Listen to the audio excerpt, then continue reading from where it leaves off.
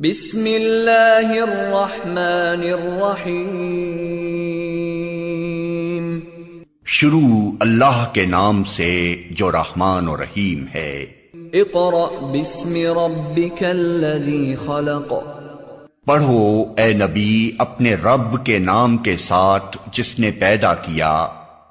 खलक़ल इंसान मिन अलक़।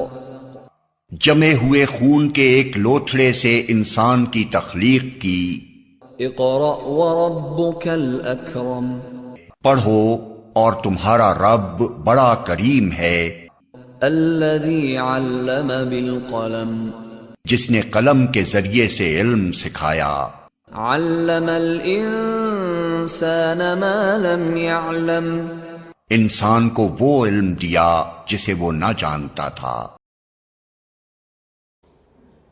We start our class with the name of Allah, who is the most beneficent and the most merciful.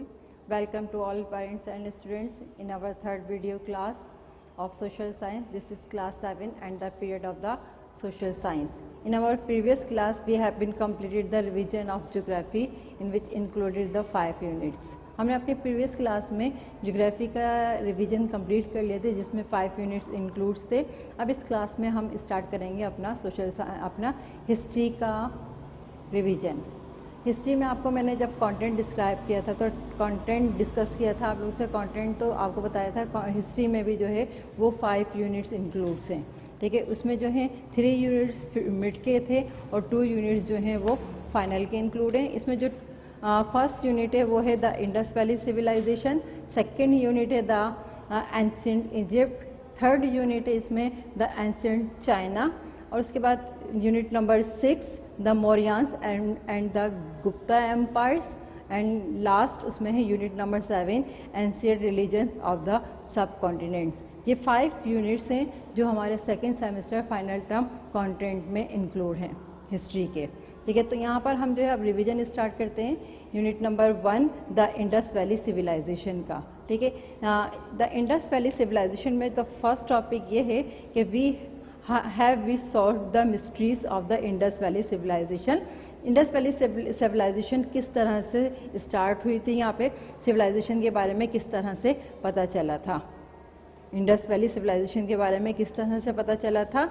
एक जो है archaeologist थे Charles मैसन, इन्होंने 1826 में डस्टी पंजाब में एक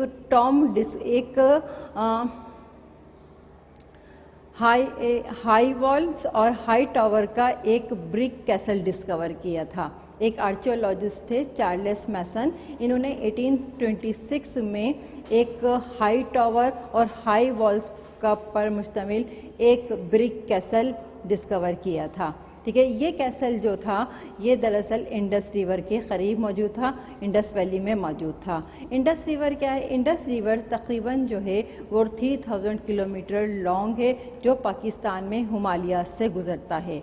जो पाकिस्तान में हिमालयाज से गुज़रता हुआ जो है वो अरेबियन सी से मिल जाता है। 1920 में आर्कियोलॉजिस्ट ने 1052 से ज़ायद एंशिएंट टाउन्स और सिटीज़ इंडस वैली में डिस्कवर किए। ठीक है, 1920 में आर्कियोलॉजिस्ट ने 1052 से ज़ायद टाउन्स, एंशिएंट टाउन्स और एंशिएंट सिटीज़ इंडस वैली में डिस्कवर किए। आर्कियोलॉजिस्ट ने 2 सिटीज़ डिस्कवर किए थे। ठीक है, एक था हड़प्पा, ठीक है, और दूसरा था मोहनजोदड़ो। ठीक है, आर्कियोलॉजिस्ट ने वहाँ पर 2 सिटीज़ डिस्कवर किए थे, एंशिएंट सिटीज़ डिस्कवर किए थे, एक था हड़प्पा और दूसरा था Mohenjodaro.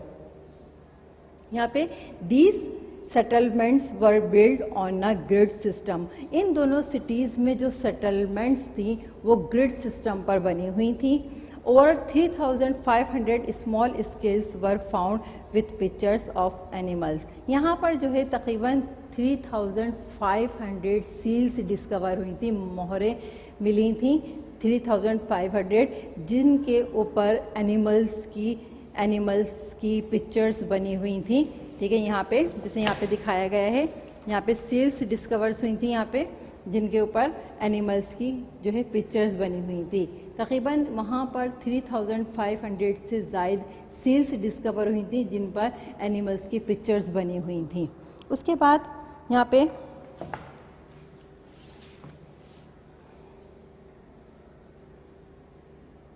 archaeologists discovered individual graves where people were buried with clay pots, clay figures and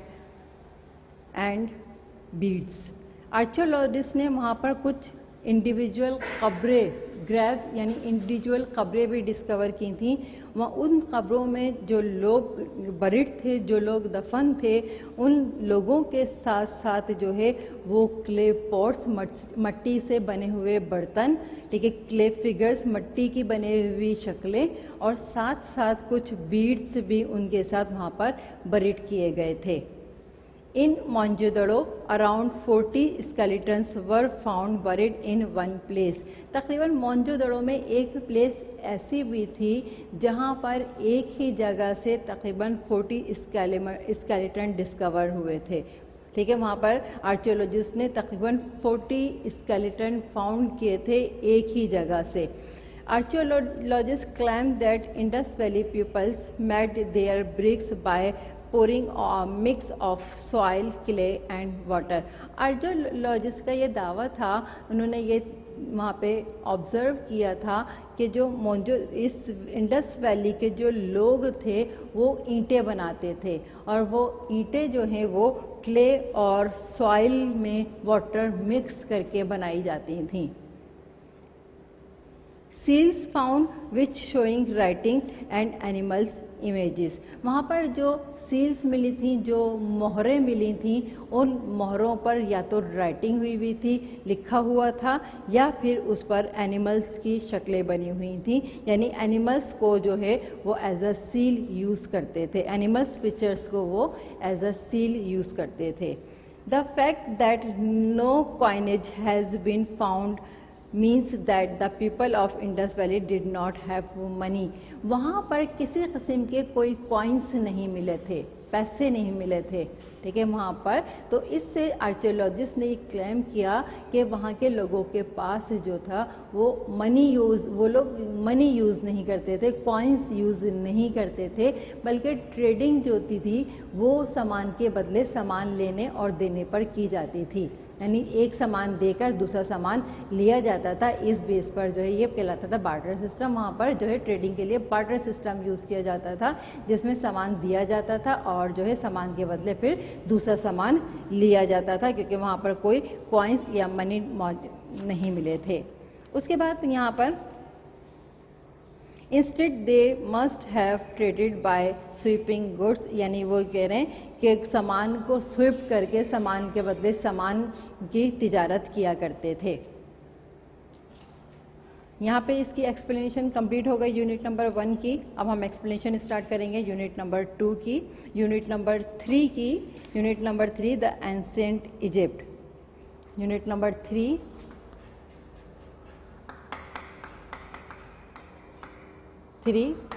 the ancient Egypt.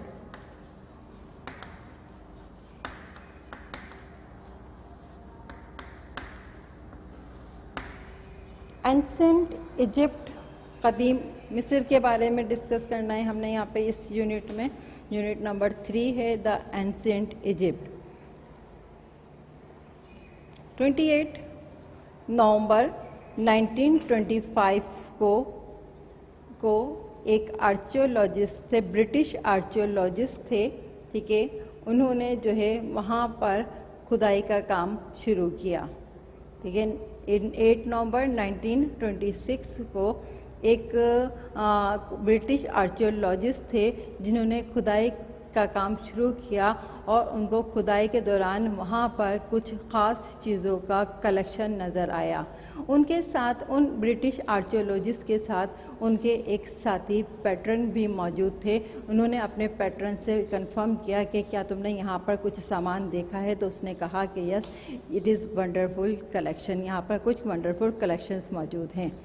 Cater ने रिकॉर्ड किया कि उनका जो ब्रिटिश आर्कियोलॉजिस्ट के जो साथी था कैटर, उसने ये रिकॉर्ड किया कि वहाँ पर एक नेम प्लेट मिली थी और साथ साथ और जो बहुत सारे ऑब्जेक्ट्स मिले थे उन पर सिर्फ एक ही नाम लिखा हुआ था। वो नाम किसी बादशाह का नाम था। तुखमांस नाम था उसका, तुतक्समेंस नाम था उस बादशाह का। ये नाम जो है वो उसको इस नाम की एक नेम प्लेट भी मिली थी और साथ साथ जो है वो बहुत सारे ऑब्जेक्ट्स पर इस नाम को उसने देखा था। उसको डाउट हुआ कि ये यहाँ पर मौजूद किसी बादशाह की ख़बर है, ठीक है, फ़िरौन की यहाँ पे ख़बर है। ये टॉम्ब भी जो है और जो है इस तुतक्समेंस बादशाह का ही था। इसके दौर में जो है उसके पास बहुत सारी चीज़ों का कलेक्शन मौजूद था उस बादशाह के बाद, लेकिन जो है कोई भी उन चीज़ों को नहीं देख सकता था क्योंकि उसने उन चीज़ों को तमाम लोगों से छुपा कर रखा हुआ था। वो चीज़ें उस वक्त डिस्कवर हुई जब 3000 ईयर्स के बाद कैटर ने उसके मकबरे की, उसके टॉम्ब की खुदाई शुरू की। वो चीज़ें उस वक्त डिस्कवर हुई जब कैटर ने उसके बादशाह के टॉम्ब की खुदाई शुरू की और खुदाई में भी तकरीबन 10 साल लग गए थे। खुदाई के दौरान उसे वहाँ से कुछ खालिस सोना, ज्यूली, 6 घोड़ा गाड़ियाँ, फर्नीचर, 2 तख्त, 50 गारमेंट्स और ऑस्ट्रिच फीदर से बने हुए फैंस, ऑस्ट्रिच फीदर फैंस और कैनोपिक जार्स मिले। कैनोपिक जार्स दरअसल ऐसे जार्स थे जिसमें लोगों के ऑर्गन्स को वहाँ पे प्रिजर्व किया जाता था, ठीक है।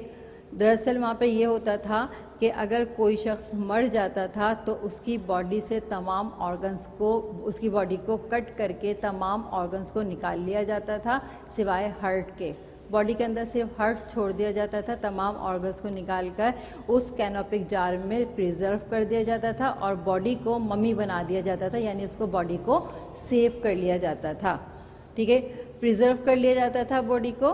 तो उनके बाद इनके पास जो इस किंग की बॉडी को भी, वहाँ पर जो ये बादशाह था तुतक्समेंस, उसकी बॉडी को भी मम्मी बना दिया गया। अब बॉडी को मम्मी किस तरह से बनाया जाता था कि उसको मम्मी बनाने के लिए बॉडी को पहले एक स्ट्रिप लीलन से कवर किया जाता था। बॉडी को स्ट्रिप लीलन से कवर किया जाता था।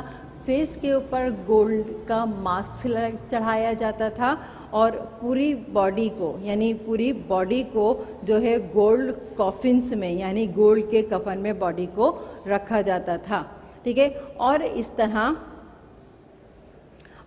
तरह इनकी बॉडी को प्रिजर्व किया जाता था, मम्मी बना दिया जाता था। कुछ वहाँ पर रोजिटा स्टोन्स भी मिले थे, ठीक है। ये वो स्टोन्स थे जिनके ऊपर कुछ अहम बातें लिखी हुई थी। ज़्यादातर वहाँ पर उस वक्त पेपर्स वगैरह तो होते नहीं थे, जिसे पेपर्स पे लिखने का कोई कॉन्सेप्ट नहीं था। जो अहम बातें थी उन्हें जो है वो ज़्यादातर स्टोन्स वगैरह पर ही, पत्थरों पर ही लिख दिया जाता था। तो वहाँ पर कुछ स्टोन्स मिले थे, रोजिटा स्टोन्स मिले थे, ठीक है।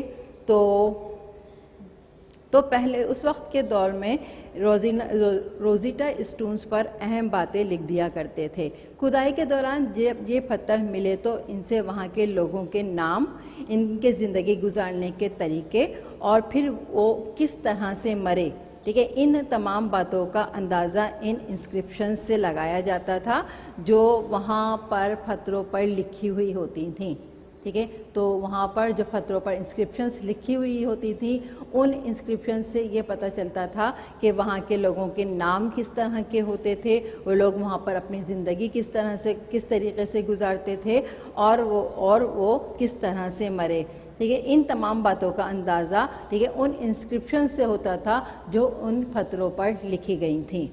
इसके अलावा दीवारों पर कुछ पेंटिंग्स बनी हुई थी, ठीक है। इन टॉम्ब्स जो थे वहाँ के टॉम्ब्स पर दीवारों पर कुछ पेंटिंग्स बनी हुई थी। पेंटिंग्स जो थी वो उन पेंटिंग से ये अंदाज़ा होता था कि वो जो है वो किस तरह से इबादत करते हैं, इनके गॉड्स कौन हैं और इनकी इबादत करने का तरीका क्या है। ठीक है, तो वहाँ पर जो है उनकी वॉल्स पर कुछ पेंटिंग्स बनी हुई थी, तो उन पेंटिंग से ये अंदाज़ा हुआ कि वो लोग जो है किस तरह से इबादत करते थे, इनके गॉड्स कौन थे और साथ साथ जो है वो कैसे इबादत करते थे। दरअसल वहाँ के लोग जो थे वो सूरज की पूजा करते थे। ठीक है, और उस सूरज को जो जिससे सूरज को जो अपना गॉड मानते थे उसका नाम उन्होंने रा रखा हुआ था, उसका नाम जो था वो रा था। ठीक है, तो वो लोग सूरज की पूजा करते थे और उसका नाम रा था। उसके बाद इनकी ये रिवायत थी कि जब कोई मर जाता था तो मरने के बाद उसकी बॉडी को ओपन किया जाता था। ओपन करने के लिए वो एक इंस्ट्रूमेंट यूज़ करते थे। वो इंस्ट्रूमेंट दरअसल शार्प वॉल्केनिक ग्लास का बना हुआ होता था, शार्प वॉल्केनिक ग्लास का बना हुआ होता था वो इंस्ट्रूमेंट। और उस इंस्ट्रूमेंट के थ्रू जो है वो उस बॉडी को ओपन करते थे, बॉडी को कट करते थे। वहाँ हार्ट के अलावा बाकी बॉडी के तमाम ऑर्गन्स निकालकर कहाँ रखते थे, कैनोपिक जार में रख देते थे और बॉडी के ऊपर नाइट्रॉन सॉल्ट डालकर बॉडी को ड्राई करते थे। ठीक है, बॉडी के ऊपर बाकी बॉडी के ऊपर नाइट्रॉन सॉल्ट लगाकर ठीक है बॉडी को ड्राई करते थे। फिर जो है वो जब बॉडी ड्राई हो जाती थी तो फिर उसको वो मम्मी बनाने के लिए जो है अब उसके ऊपर जो है वो उसको विंग्स पहनाते थे, उसको ज्वेलरी पहनाते थे। ठीक है, और फिर उसके ऊपर लिनन स्ट्रिप से उस बॉडी को रैप करते थे और इस तरह से वो बॉडी जो थी वो प्रिजर्व हो जाती थी, मम्मी बन जाती थी। और इस पूरे प्रोसेस में उनको 70 डेज़ लगते थे। ठीक है, पूरे प्रोसेस करने में उनको 70 डेज़ लगते थे। उसके बाद कह रहे हैं न्यू इजिप्ट स्टेट की जो पहली डायनेस्टी थी वो बहुत ज़्यादा वेल ऑर्गेनाइज्ड डायनेस्टी थी। ठीक है, न्यू इजिप्ट स्टेट की जो पहली डायनेस्टी थी वो बहुत वेल ऑर्गेनाइज्ड डायनेस्टी थी और ये दिखाने के लिए ग्रेट पिरामिड गिज़ा में बनाया गया था। और इसी डायनेस्टी में जो है गिज़ा, ठीक है, गिज़ा एक जगह का नाम है, गिज़ा में जो है एक ग्रेट पिरामिड बनाया गया था। ये तकरीबन ये पिरामिड 2050 BCE में बनाया गया था। ठीक है, यहाँ पे फर्स्ट डायनेस्टी में ये पिरामिड बनाया गया था, ये गिज़ा में बनाया गया था और 2050 BCE में बनाया गया था। जब तक एफिल टावर नहीं बनाया था उस वक्त तक ये ग्रेट पिरामिड वर्ल्ड की बिगेस्ट जो है बिल्डिंग्स में शुमार होता था, बुलंद तरीन इमारतों, दुनिया की बुलंद तरीन इमारतों में शुमार होता था। ओके, तो यहाँ पे जब तक जो है एफिल टावर नहीं बना था, एफिल टावर बनने से पहले तक ग्रेट पिरामिड दुनिया की बुलंद तरीन इमारत में शुमार होता था। पिरामिड की हाइट 140 मीटर, लंबाई 220 मीटर, ठीक है, और इसके साइड और इसकी लंबाई 220 मीटर है, जिसके पिरामिड की हाइट 140 मीटर और इसकी लेंथ 220 मीटर है। और इसके साइड्स जो हैं द फुटबॉल ग्राउंड में जो पिच होती है, फुटबॉल ग्राउंड की पिच, तो उसको डबल कर लें, यानी 2 फुटबॉल ग्राउंड की पिच के इक्वल इसके साइड्स थे। ठीक है, इस पिरामिड में दरअसल किंग कुफा का टॉम्ब था। ठीक है, इस पिरामिड में दरअसल किंग कुफा का टॉम्ब है। ये तकरीबन ये पिरामिड 20 इयर्स में कंप्लीट हुआ था। ये पिरामिड 20 इयर्स में कंप्लीट हुआ था और इसको कंप्लीट करने में, इसको तैयार करने में 2000 टेम्परेरी वर्कर्स ने काम किया था। और इस पिरामिड को कंप्लीट करने में 2000 टेम्परेरी वर्कर्स ने काम किया था और 5000 परमानेंट वर्कर्स ने काम किया था। उसके बाद इसमें dynasties, long history of ancient Egypt is usually divided into main periods. ठीक है, the first period 1, the old kingdom. The old kingdom dynasty period की जो ड्यूरेशन था वो 2686 से लेकर 2181 से लेकर 2686 BCE तक था। ये पीरियड जो था ये थर्ड डायनेस्टी से स्टार्ट हुआ था और 6th डायनेस्टी में जाकर कंप्लीट हुआ था। ये फर्स्ट पीरियड जो था एंशिएंट इजिप्ट का, ठीक है, ये पीरियड जो है ये थर्ड डायनेस्टी से स्टार्ट हुआ था और 6th डायनेस्टी में ये कंप्लीट हुआ था।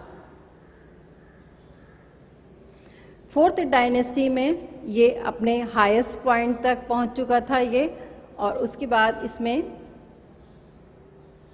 5th डायनेस्टी में इसमें यहाँ पे ट्रेडिंग की गई थी और इस इजिप्ट जो था वहाँ पर वो बहुत ज़्यादा उस वक्त वहाँ पे ये अपने ग्रेटेस्ट पॉइंट तक हो चुका था। यहाँ पर बहुत ज़्यादा जो है ट्रेडिंग जो है उससे बहुत ज़्यादा इनको फ़ायदा हो रहा था।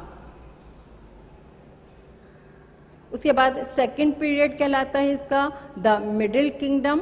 सेकंड पीरियड का जो ड्यूरेशन था वो 20,055 से लेके 21,065 BCE के दरमियान था। यहाँ पे ये 11th और 12th डेंसिटीज़ में यहाँ पर इसमें की हुकूमतें भी इसमें शामिल थीं। 11th और 12th डायनेस्टीज़ तक ये पीरियड रहा था। उसके बाद थर्ड पीरियड था। थर्ड पीरियड कहलाता है इसमें the new kingdom of Egypt. The new kingdom of Egypt का जो ड्यूरेशन था वो 1540 से लेकर 1535 BCE तक था। ठीक है, और ये तकरीबन इसमें जो है इसमें तकरीबन 18, 19 और 20 डायनेस्टीज गुजरी थी। यहाँ पर जो इसकी एक्सप्लेनेशन यहाँ पे कंप्लीट हो गई है। Chapter number unit number 3 the ancient Egypt की। अब हम एक्सप्लेनेशन स्टार्ट करेंगे unit 4 ancient China.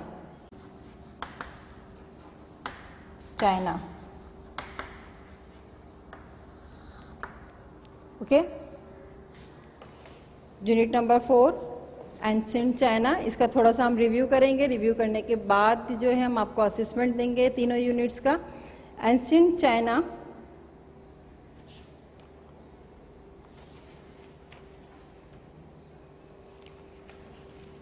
$5,000 years Chinese civilization जो है तकरीबन 5,000 years पुरानी है। चाइनीज़ हिस्ट्री को 4 पीरियड्स में डिवाइड किया जाता है। इन पीरियड्स को डायनेस्टी कहते हैं। सबसे ज़्यादा लॉन्गेस्ट डायनेस्टी का जो ड्यूरेशन था वो 700 years था, और जो सबसे जो शॉर्टेस्ट डायनेस्टी थी उसका पीरियड जो था 15 years था। ठीक है, सबसे लॉन्गेस्ट डायनेस्टी 700 years की डायनेस्टी थी और सबसे ज़्यादा शॉर्टेस्ट डायनेस्टी जो थी वो 15 years की डायनेस्टी थी। किन डायनेस्टी वो वाहिद डायनेस्टी थी जिसने 2021 BCE में पूरे चाइना पर एक साथ हुकूमत करी थी। किन डायनेस्टी वो वाहिद डायनेस्टी थी जिसने 2021 BCE में पूरे चाइना पर हुकूमत करी थी। ठीक है, इससे पहले मुख्तलिफ डायनेस्टीज़ मुख्तलिफ एरिया रीजन्स पर हुकूमत करती रहती थी। मुख्तलिफ डायनेस्टीज़, ठीक है, चाइना में मुख्तलिफ रीजन्स पर हुकूमत करती रहती थी, लेकिन किन वो वाहिद डायनेस्टी थी जिसने जो है एक साथ पूरे चाइना पर जो है हुकूमत करी थी। इनमें शंग डायनेस्टी चाइना की सबसे ओल्ड डायनेस्टी है, जिसको 20 सेंचुरी में डिस्कवर किया गया। इसका टाइम पीरियड 1000 BCE से 1500 BCE तक है, ठीक है। शंग डायनेस्टी चाइना की सबसे ओल्ड डायनेस्टी है, जिसको 20 सेंचुरी में डिस्कवर किया गया, और इसका टाइम पीरियड जो था 1000 BCE से 1500 BCE है। इस डायनेस्टी ने चाइनीज सिविलाइजेशन की बुनियाद रखी। और यहाँ पे जो है बादशाह था, इस डायनेस्टी का जो बादशाह था वो किंग वुडिंग था। वुडिंग ने येलो रिवर के सराउंडिंग जो है 59 ईयर्स तक हुकूमत करी थी इस डायनेस्टी में, ठीक है। किंग वुडिंग ने येलो रिवर के सराउंडिंग 59 ईयर्स तक हुकूमत करी थी। उसके बाद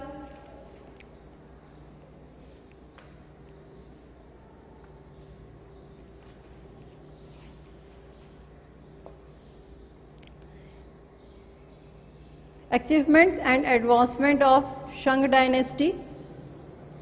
achievements and advancement of Shang dynasty 1974 में खुदाई के दौरान एक जो है टॉम्ब मिला था एक क्वीन थी लेडी हाउ, ठीक है। लेडी हाउ का क्वीन लेडी हाउ का टॉम्ब मिला था 1974 में खुदाई के दौरान। क्वीन जो थी वो उनके जो थे किंग थे वॉडिंग की ये क्वीन थी, ठीक है। क्वीन ऑफ किंग वॉडिंग, ठीक है, लेडी हाउ, ठीक है, जिनका टॉम्ब जो है 1974 में खुदाई के दौरान मिला था।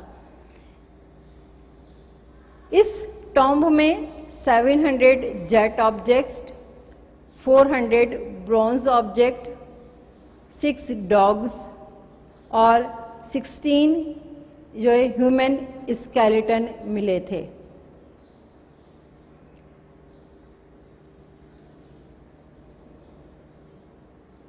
इस डायनेस्टी में राइटिंग सिस्टम और काउंटिंग सिस्टम डेवलप हुआ। इस डायनेस्टी में राइटिंग सिस्टम और काउंटिंग सिस्टम डेवलप हुआ। किंग जोहू ने जो है वो शंग डायनेस्टी को ख़त्म किया। शंग डायनेस्टी जो ख़त्म हुई थी, ठीक है, उसको ख़त्म किया था किंग जोहू ने। किंग जोहू जो थे उस वक्त, अब यहाँ पे किंग जू डायनेस्टी स्टार्ट होती है जो कि सेकंड डायनेस्टी थी। डायनेस्टी को ख़त्म करते वक्त उनके कुछ आइडियाज़ थे। वहाँ पर जब डायनेस्टी ख़त्म की जाती थी तो डायनेस्टी को ख़त्म करते हुए उनके कुछ आइडियाज़ होते थे। उनके ये आइडियाज़ थे कि गॉड की तरफ से जो है कुछ रूलर्स जो होते हैं, ठीक है, वो उनकी फेवर्स जो होती है गॉड की तरफ से ख़त्म हो जाती है, यानी गॉड की फेवर्स उनके लिए ख़त्म हो जाती है, ठीक है। वो गॉड की फेवर को लॉस कर देते हैं, ठीक है, जिसकी वजह से जो है उनकी डायनेस्टी को जब गॉड की फेवर ख़त्म होती है तो क्या होता है कि उनकी हुकूमत कमज़ोर पड़ना शुरू हो जाती है, ठीक है। जब वो वीक रूलर्स बनना शुरू हो जाते हैं तो फिर उनकी डायनेस्टी को ख़त्म कर दिया जाता है। उसके बाद नई डायनेस्टी स्टार्ट हो जाती है, ठीक है। तो यहाँ पे ये उनका चाइनीज़ का उस वक्त कॉन्सेप्ट था डायनेस्टी ख़त्म करते हुए। इस डायनेस्टी में जो है सेकंड जो डायनेस्टी स्टार्ट होती है जोत डायनेस्टीज और डायनेस्टी में जो है 3 इम्पोर्टेंट फिलॉसफीज़ आई थी, ठीक है। किस लिए ये फिलॉसफीज़ बनाई थी? दरअसल वहाँ पर अमन कायम करने के लिए वहाँ पर 3 फिलॉसफीज़ बनाई गई थी। एक थी कॉन्फ्यूशियनिज़्म, एक फिलॉसफी थी कॉन्फ्यूशियनिज़्म, दूसरी थी इसमें ड्यूज़म, थर्ड थी इसमें लेगिज़म, ठीक है, ये तीन जो है यहाँ पे फिलॉसफीज बनाई गई थी, ठीक है, ज़ौथ डायनेस्टी में वहाँ पे अमन कायम करने के लिए।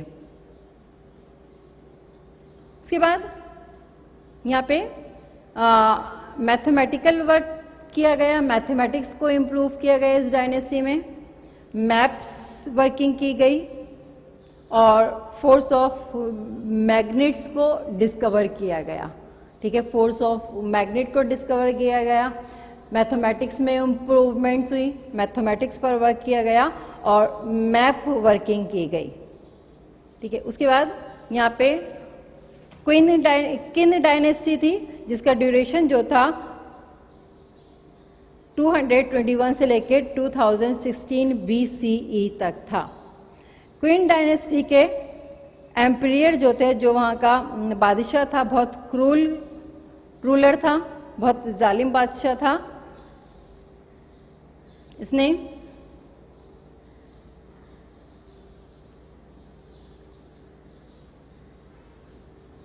जो है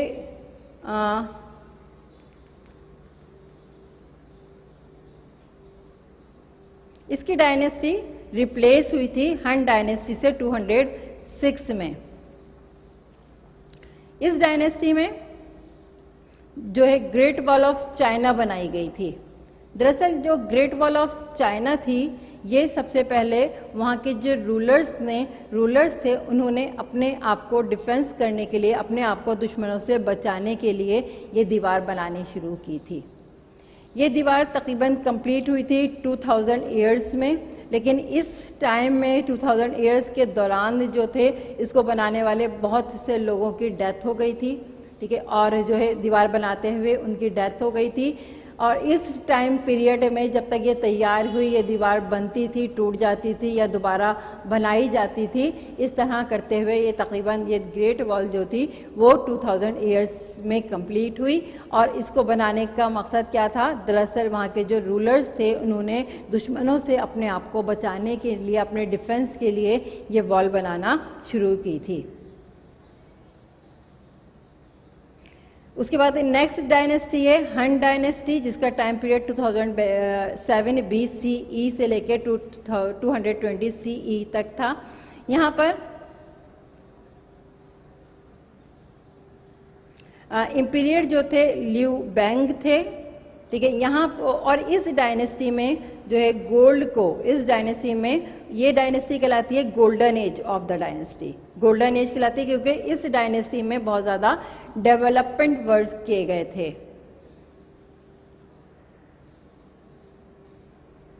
पेपर मेकिंग की गई थी यहाँ पे, और बहुत से रूडर्स शिप्स पर वर्किंग की गई थी। साइंटिफिक इंस्ट्रूमेंट्स बनाए गए थे, सेस्मोमीटर बनाया गया था यहाँ पे। और इसके अलावा जो है एजुकेशन के लिहाज से जो है वो बहुत ज़्यादा वर्किंग की गई थी, और स्कूल्स स्टार्ट किए गए थे टाउन्स और सिटीज़ में। तो इस वजह से इसको गोल्डन एज कहा गया था। और यहाँ पे सिल्क रोड बनाया गया था। सिल्क रोड क्या था? ये एक ट्रेडिंग रूट था जो कि सेंट्रल एशिया और यूरोप के दरमियान बनाया गया था।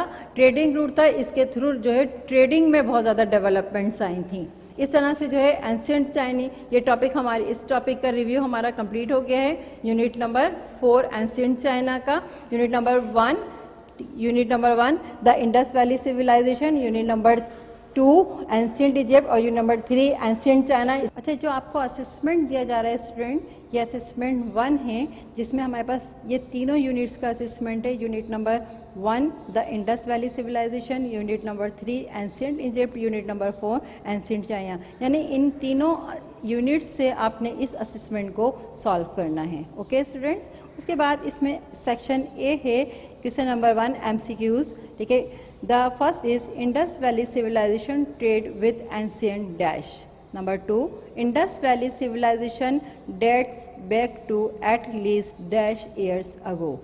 Number 3, Harappa and Mohenjo-daro were the major cities of dash. Number 4, Harappa and Mohenjo-daro cities were discovered by dash. Number 5, Great Pyramid was built at dash for King Khufu. Number 6, the dash emperor was a cruel ruler. Number 7, writing developed in China during the dash dynasty. Number 8, Chinese civilization is around dash years ago. Number 9, the Great Pyramid was dash meters high and dash meter long. Number 10, ancient Egypt irrigated their field by dash. ये 10 MCQs हैं जो कि आपको तीनों units से दी गई हैं, ठीक है। तो इन MCQs को फिल करने के लिए आपको तीनों यूनिट्स रीड करने पड़ेंगे, फिर आप ये ब्लैंक्स आप फिल करेंगे। उसके बाद सेक्शन बी में आपको शॉर्ट क्वेश्चन आंसर इंक्लूड हैं। इसमें जो आपकी एक्सरसाइज में सॉल्व करवाए गए हैं शॉर्ट क्वेश्चन आंसर तीनों यूनिट्स की, तो वो आपने मेमोराइज करके ये आपने सेक्शन बी को सॉल्व करना है। Question number 2, in what ways does it appear that the cities in the Indus Valley were carefully planned? Question number 3, what do you think the artifacts and burials suggest about how the people of the Indus Valley lived? Question 4, list the claims that archaeologists have made about how the people of the Indus Valley civilization must have lived. Number 5, why did the ancient Egypt take so much trouble to preserve dead bodies? Number 6, why do you think Howard Carter was so excited when he passed into Tutankhamun's tomb? Section यहाँ पे ये short question answer हैं, इसमें आपने जो है memorise करके अपनी कॉपी में सॉल्व कर लीजिएगा इनको। उसके बाद सेक्शन सी है, सेक्शन सी में जो है question number 7, how did the people of Shang dynasty use oracle bones? Question number 8, list the achievement of the Shang dynasty, explain which you think most and least important. Question number 9, overall which dynasty or dynasties appears to have the most significant importance on modern China? Explain your answer. ये long question answer हैं तीनों units में से, ठीक है। इन्हें आपने memorise करना है। मेमोराइज करने के बाद जो है एज असेसमेंट अपने सोशल साइंस की कॉपीज़ में इसको सॉल्व कर लीजिएगा। ये आपका असेसमेंट 1 है 3 यूनिट्स का। ओके स्टूडेंट्स, ठीक है। ओके स्टूडेंट, बाकी 2 जो यूनिट्स हैं उसका रिवीजन इंशाल्लाह हम अपनी नेक्स्ट वीडियो में देंगे। Till then take care and अल्लाह हाफिज़।